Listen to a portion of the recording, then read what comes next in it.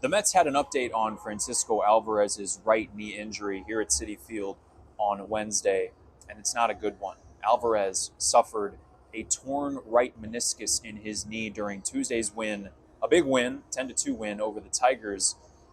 This team can't catch a break, right? The same day that rookie A.J. Ewing had a triumphant debut in a Mets uniform, providing a spark, a much-needed spark to this club on offense. It's the same day that the Mets lose Alvarez to an injury that's going to keep him out for quite some time. He was put on the injured list promptly. Hayden Sanger was called up from AAA to take his place.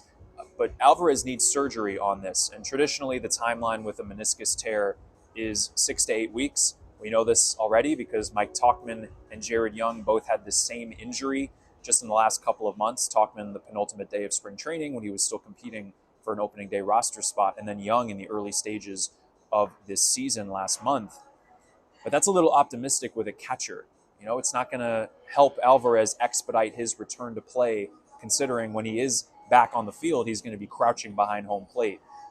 When exactly did this happen? It was in the sixth inning when Alvarez swung out of his shoes on a 2-2 fastball right over the plate, and it was clear right away that something was wrong. You know, Mets manager Carlos Mendoza was talking about how in the past, Alvarez, when he's had his hand injuries over the last couple of years, he's tried to play through it, maybe grind it out, and not necessarily say that he's injured right away. But in this case, they knew just with how he reacted, you know, hobbling out of the box. A trainer and Mendoza went out there right away, and within, 20, 30 seconds, Alvarez was walking slowly, limping slightly back to the Mets dugout, and Luis Torrens took his place. We're going to see a lot of Torrens moving forward. He'll be the new starting catcher, and I think Sanger will get some playing time as well. He has a career-high 6 homers already this season with AAA Syracuse, already has some big league reps under his belt previously.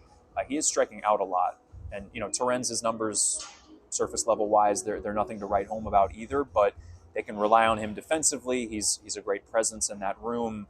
He obviously just secured the bag with the extension that he signed, and he's come up big in the clutch for this team as well so far this season. But the storyline with Alvarez here is that he just can't stay healthy, right? Like I mentioned, he's had a couple of injuries in his hands in recent years, but his career high in games played is 123 games.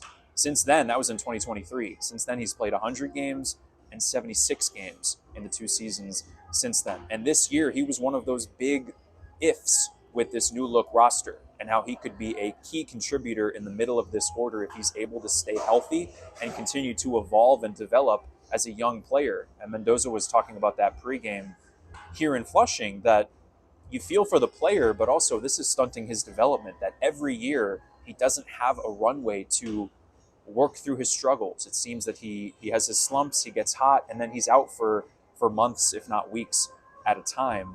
And that's, again, the case here in 2026. So Alvarez joins Francisco Lindor, Luis Robert Jr., Jorge Polanco, Ronnie Mauricio, Kodai Senga. I mentioned Young already, AJ Minter. There are a lot of key contributors on the injured list for this team right now. But of course, the first 3 that I mentioned, Lindor, Robert, and Polanco, you factor Alvarez in there too. That's almost half of the best version of this Mets lineup when you think of how David Stearns rebuilt this order into what he thought was going to be one of the better offensive crews in baseball, and we certainly haven't seen that to this point. So, as Mendoza said, reiterating once again that it's going to take everybody to bring this team out of the hole that they've dug themselves into early on this year. They had the worst record in baseball within the last couple of days. The win on Tuesday helps, but it's like this team can't catch a break. You know, remember when Soto came back from the injured list on the same day that Lindor suffered a calf strain, same injury that kept Soto out for a couple of weeks.